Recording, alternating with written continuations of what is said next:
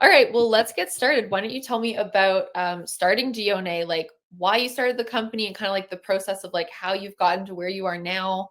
Sure. Okay, so it's a little convoluted. The story makes no sense, but it's kind of like serendipitous at the same time. So I have a degree in psychology. I graduated in 2005 from my college here in St. John, New Brunswick. And I was working with at-risk youth. I was working with kids between the ages of 13 and 18 mostly, but I did go up to 24 sometimes.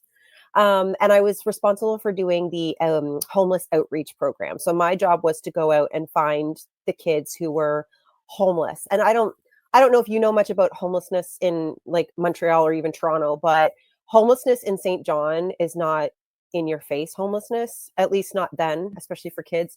It was more the kids who, didn't always have something to eat at lunchtime. That's how we had, or they wore the same clothes every day. That's how we kind of identified them as maybe being a little on the disadvantaged side.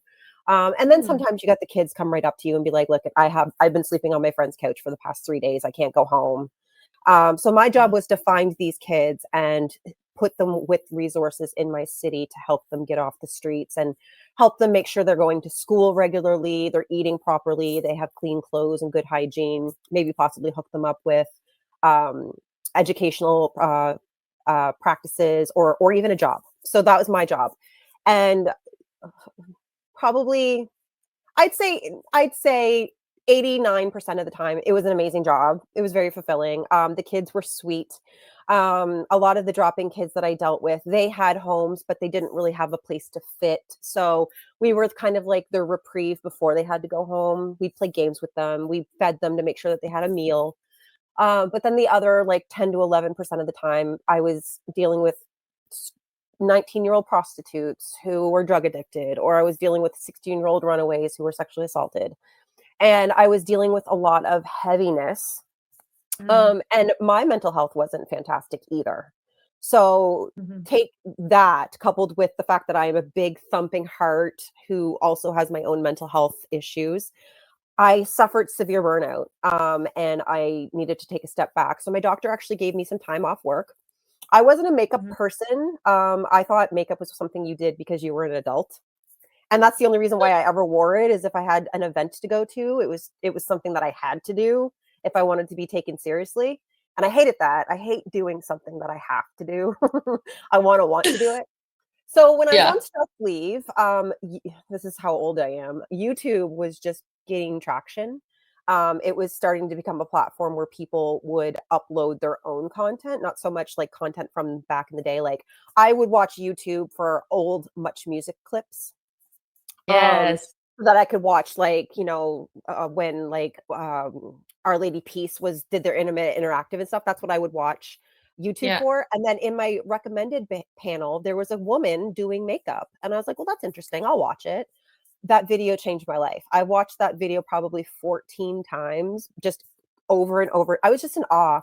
And it's funny because now if I look at the video, it's nothing special. I go back and I watch was it every gonna now and ask then. you, like, who is it? Yeah, like, Her name is she's from Ireland, and I've actually spoken to her about this. I actually wow. told her that, like, she legitimately changed the trajectory of my life completely. Her one video, it was so grainy, it's so awful. It was a high-sped video of her doing makeup to the song "Don't Ya" by the Pussycat Dolls, and it's like a quintessential late 2000s, and, like, it's just it's nothing, and even her makeup application is nothing to write home about, but there was something so incredible about it that I couldn't stop watching it. I was just completely mesmerized by it.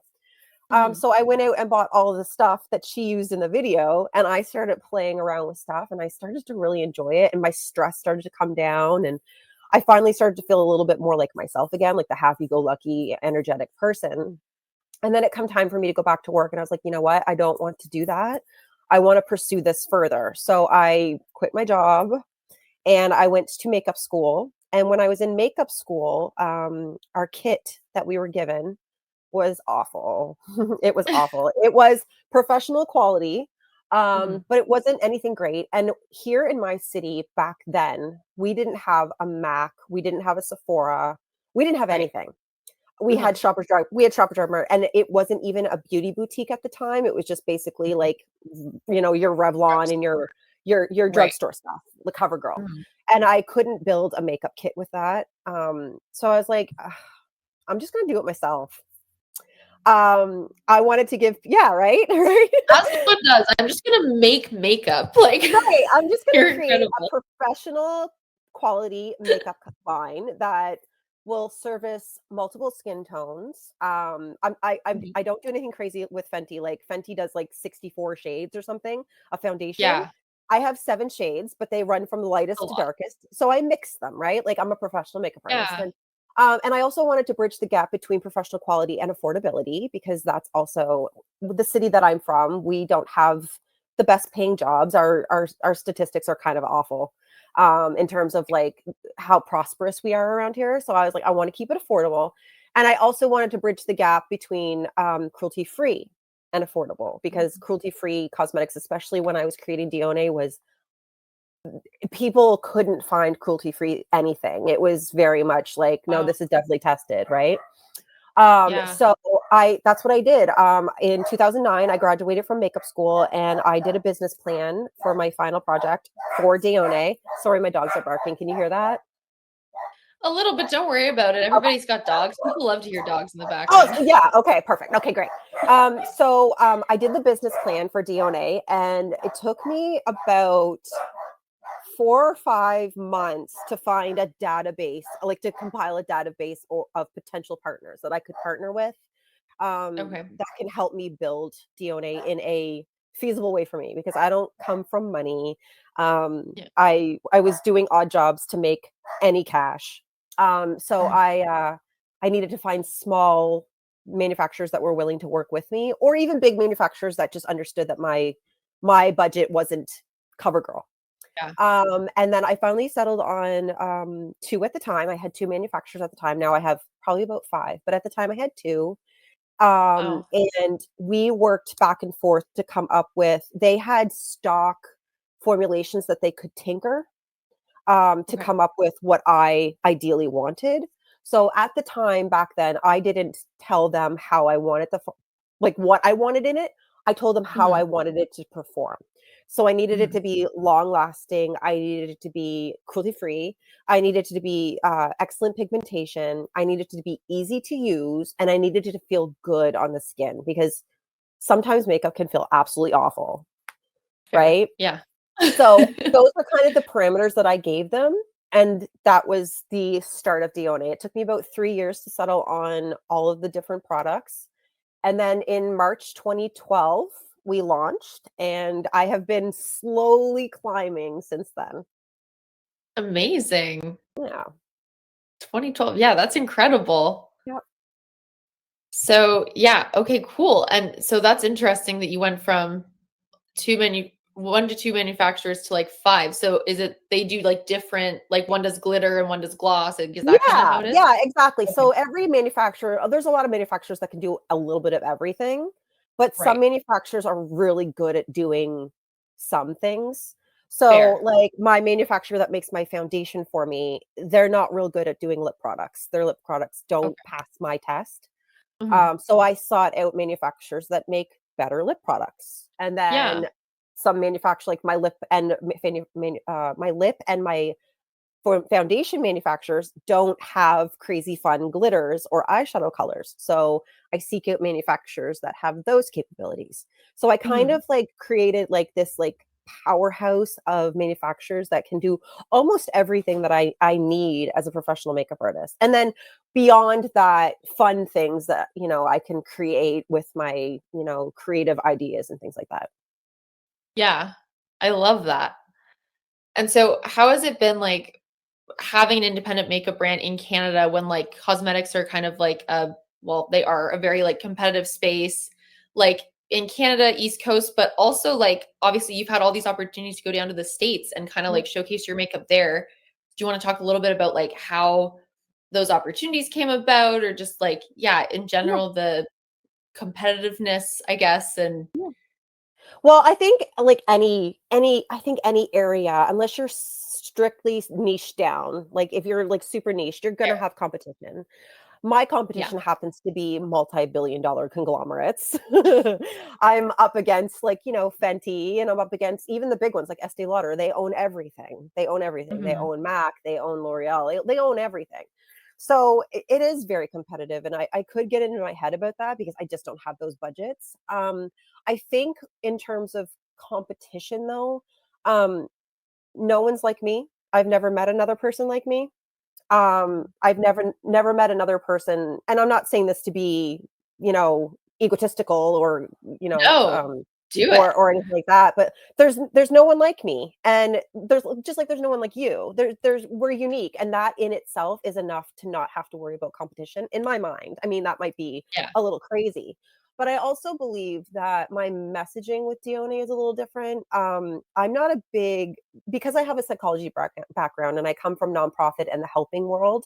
I'm not big on creating FOMO for people, because that really stresses people out, especially if people are buying something because they're, maybe having a down day and they're doing a little bit of retail therapy. I don't want to be the reason why they're not able to pay their bills at the end of the week. Right. So I don't use a lot of that FOMO, like buy it before it goes out of stock, or just so you Mhm. know. And I'm not a big proponent of that. I also don't believe that a person needs to wear makeup to feel good and look good. That's just not my world. And I openly tell people that. I probably shouldn't. I tell people all the time, I'm like, I probably not the best business person in the world, but I think, like myself, when you're told that you have to do something, you don't want to do it. So if I can Definitely. eliminate and alleviate some of the pressures that some people, mostly women, but some men, feel that they have to wear makeup in order to present themselves to the world, if I can alleviate that a little bit, they might be a little bit more apt to just try it because it's fun and it's a form of self care and it's a form of creative outlet. So I think competition is really great because it helps me because they're so much ahead of me. It kind of helps me figure out where I can go in my local market because I know what will fly around here and what won't. But also, Mhm. they can inspire me to take what they've created and take it a step further because maybe they didn't think of that level, right? They didn't think, oh, we could do this. So competition, it's not gonna. I'm not gonna lie, it's difficult because I have a Sephora here now. There's a Sephora here in Oh. St. John, and, Mhm. I didn't notice a change in my sales much at all, but, like, there is, a local beauty community on Facebook, and anytime somebody's looking for a foundation, my company is brought up all the time, but so is Tarte, Makeup Forever, Right. all of the big guys, right? And they have power in their name, Uh-huh. just because of they are who they are. Mhm. But thankfully, with the help of people like you and Greater Than and Paula, and all the things that I've done in the States, my name is starting to gather a little bit more of a solid ground. And people are starting to see that Dione really can and does compete very well with those bigger brands. Um, and the fact that I'm, like, local, I'm a one woman show, right? Like Yeah. all that stuff is playing into it. So yeah, that's kind of where I'm at. Like I understand I'm not delusional. I don't have the capacity that some of these bigger brands have, but I have the creative juices, I have the ideas, and I have the determination. So it's only a matter of time. Right? Well, yeah, I mean, there's been so many trends even, like, over the past, like, 5 years or so of, like, yeah, like, buying local, supporting small businesses, woman-led businesses and Yep. founded businesses, and I think, like, when you say that about the Facebook communities, like, I think that's awesome because honestly, like, word of mouth, I didn't go to makeup school, but I went to marketing school, and, like, word of Mhm. mouth marketing is, like, the best kind you can get. Like, who cares Yeah, if you're in Sephora? If you have a bunch of people from your local community being like, "No, Dioné is the best, go buy Dioné," then, like, exactly. that's worth way more than, like, the Tarte name brand or whatever, you know? Exactly. And I know that it's going to spread, right? It's going to Yeah. get bigger. I have no doubt that it has the capabilities and will eventually get to the place I foresee it. I'm just very Mhm. impatient. Yeah, I'm, that's I'm a fair. very impatient person, and sometimes I come down on myself because it has been 12 years. Mhm. Um, but like I said, like coming back from Austin with you guys with Greater Than, that's an experience that a lot of business people never get to have, and I got to do it. or going down to Los Angeles for those gifting suites for the Golden Globes and the Grammys. Again, another experience that I don't know anybody is going to experience, and I got to Incredible. do it. So Yeah. it's just these little tiny moments that I hang on to that I know that this is going in the right direction. 100%. Yeah. 100%. Yeah, and going back to your messaging too, I also just wanted to say, like, I love your social media messaging, like your Instagram and stuff. Like the fact that you're a beauty account, but all of your, well, recently especially, like so many of your posts have been around the fact that, like, makeup is supposed to like enhance and make your own features and make you feel better. It's not to Yeah. like cover things up, like I love that messaging so much. And I think it's so important. It is, and especially now, especially where like I have a niece. She's 7, and Mhm. she's starting to play with her like little cheap. I give her some of like my Dioné glosses and stuff so that she has some. But she has like I bought her for her 7th birthday a little cheap makeup things that she could play with, and she's starting to get really into it. And I always tell her, I was like, we can play with this for all the time as much as you want, but I just want you to know you're beautiful no matter what, right? Because I see all these young girls, and having a psychology background and just dealing with youth in general, I know that it's so easy to fall into those trenches where you don't feel like you're good enough in your friend group, or like you look at the popular girl and you don't look like her, you don't dress like her, but she's popular and you want that. And Mhm. I was that girl. I was the girl that was teased and bullied. I didn't fit in. I never really did. And not that I ever wanted to be popular, but I mean, it would have been nice, right? It would have been nice to not go Right? to school and have people, like, give you death threats and Of stuff, like, that would've been really course. Yeah. nice. Yeah. So, like, I just want people to know that no matter who they are, where they live, what they make, what they do, how they live, that they're here for a reason and they're valuable and they're worthy, and that doesn't change if and when you wear makeup, and it certainly doesn't change when you wash it off. Your Mhm. value does not go down the drain with your makeup. It stays intact with who you are, right? And that's the messaging of live life beautifully. That's the tagline of my company is live life beautifully. And that's my whole mission. I do sell makeup. I sell makeup because I love wearing makeup and I love doing makeup. But again, I don't want people to feel like they have to. If they choose to, that's fantastic. Might as well wear Dioné because I'm telling you, you might as well. I'm giving you permission. You don't have to, but if you're going to, you might as well. But I also want people to know that you're allowed to follow your dreams. You're allowed to pursue your passions. You're allowed to have a mental health breakdown. You're allowed to feel bad. You're human. You're human. There's no such thing as perfect. There's no such thing as ideal. We're human. We're human flinging through Earth on this gigantic rock, and makeup is not that serious. So I just want to alleviate some of the pressures that people feel. I love that. And so, like, looking back at that Alicia, like, whether the Alicia that was in high school or the Alicia 12 years ago that just started the company, if you could write yourself, like, an encouraging love note, what would you say to yourself? It's funny, I was just having this conversation with my hairstylist. I've always been a very confident person. I've always been very confident. Even when I was like my entire education process, I was teased terribly. Um, I I was awkward. I dressed weird. I loved it. I loved it, but I was teased terribly, but I still had Mhm. confidence. I had lots of Mhm. confidence, but I didn't have a whole lot of self-love. Right. I was very confident. I always held my head up when I was out in places. I make eye contact. That's not an issue. But it took me a very long time to come to the terms to where I could say that I love myself and that I'm exactly who I should be, and that's okay.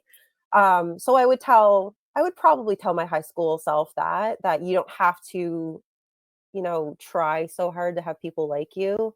People are gonna like you if Mhm. they like you. If they don't, they don't. That's on them. Just to be a little bit kinder to myself and not be so harsh. Um, Mhm. Sometimes I know I'm not alone in this. People can speak very mean to themselves in here. Yeah. The things that people say to themselves, you would never say that to your best friend. And you yourself should be your own best friend. So I would just speak to myself a little bit more gently, even up until probably about 6 years ago. I would speak to Yeah. myself much more gently. Mhm. And then the you that just started the company in terms of like the professional and encouraging aspect, is there anything different there that you'd say to yourself, or still just love I would you? yeah, like, keep going, Yeah. because it at the end of the day, I am running a business, I wanna make money, and I wanna make lots of money, because the more money I make, the more change I can make for my city, my country, the world. Um, Totally. so I want to say that, but I also want to say keep going, stick to your morals. Don't change your message just because you think it's going to make you more money. Follow your gut, because your gut has gotten you this far, and it might not be as far as I should be, but there's lots of people who haven't even started. So I'm this far because I did. So keep going, keep following your heart, following your gut, do things that make you feel good, because that's all that matters. I love it. Yeah. I feel like that's a nice way to like end the interview. I love that. That's what Dioné is, and I'm tearing up a little bit thinking about it, because that's what I want Dioné to be. I want Dioné to be kind of like a makeup company, but a makeup company that you can look at and just feel good about, and know that I'm not adding to the societal pressures. I'm maybe helping alleviate some of them a little bit. It's amazing. Yeah. I love that so much. Oh. Oh, that's so great. Well, thank you so much. Thank Is there anything you. that you wanna, like, make sure that we include or anything? Like, did I'm No, gonna I be honest, I've mean, been so busy this week, like, I just kinda threw this together, so if I missed anything and you're like, "Why isn't she asking me about this?" Then, no, like, no, everything. I got my tagline in, I got my story of Dione, I got the reason why I do it, like, I got all of it. So, no, that's great. okay, good. Yeah, I just oh my god, I love the whole, like, psychology mix in with the makeup. Sorry, that yeah. was, like, a really, like, that I sounded so spacey when I just said that, but, like No, no, when I went to Los Angeles, it really kinda solidified that they don't hear that down there, right? They don't hear that they're Mhm. good enough and that they're Yeah. all this, and the more I talked about it, the more I told them about my mission, they were all just like, "You have to keep going. People have to hear this." And, like, it comes from my psychology background, but it also comes from my delusional 15, 16-year-old self that thought I was going to change the world. Yeah. I always thought that I was going to be, the one that was going to end world wars and world hunger. Like, and I was like, "You know what? Maybe I am going to help the world in this way." 100%, Yeah, 100%. yeah, I think, yeah, we all have that dream of, being the ones to bring world peace, but right? it's not the Right? sustainable dream in life you learn when you grow up. Right, exactly, but if I can bring an element of peace to people's lives, that's what I'm gonna do. Exactly. Yeah, Best way to do it. exactly. And plus makeup is so freaking fun, It's and so fun. it is fun. Bella actually texted me a couple days ago showing me some makeup she did, and I was like, "Oh, you look so cute, Oh. I love it." And then she's like, "I'm gonna try a bat wing," and I'm like, "You do that, you try a bat wing, but I want you to stop putting pressure on yourself to make it perfect. It just washes off. If you make a mistake, wash it off and start again." And she goes, "Thank you so much for telling me that." And it's true. It's true. I People put so know. much pressure on themselves for makeup. It washes Oh, off. Don't stress eyeliners, out. literally. I'll spend, like, an hour just trying to get eyeliner right, and, like, it's the wing that does Yeah, it. That's why eyeliner smells your fear. It smells your fear for sure. Yeah, you it have to does. go in, but if you do it enough, it becomes muscle memory. You just Exactly. even me, I have hooded lids. I don't wear it as much as I used to, but I can still bang it out. Like you'll develop it, Yeah. but like anything, if you put enough time into it, you're going to be proficient, if not really good at it. So yeah, like that's the other thing too is I do a lot of teaching with Dioné. As a professional makeup artist, and I tell people all the time, like, don't take it so seriously. It's really not that big of a deal. If you have good Yeah. products, even if you mess up, you're not going to know because it Mhm. blends in with your skin or whatever. But if you do mess up and it looks atrocious, guess what? It washes off. We're not stuck with tattoos, right? Like it washes Yeah, off. And yeah. believe me, in the course of the 12, well, I've been doing makeup for 15 years. In the course of 15 years, if you go through my albums on social media, you will find looks that I did on myself that were not okay. But I wore them anyway. I wore them anyway because I Yeah, was playing around. I was playing around. But like if I right? wear them now, I'm like, no, girl, what were you thinking?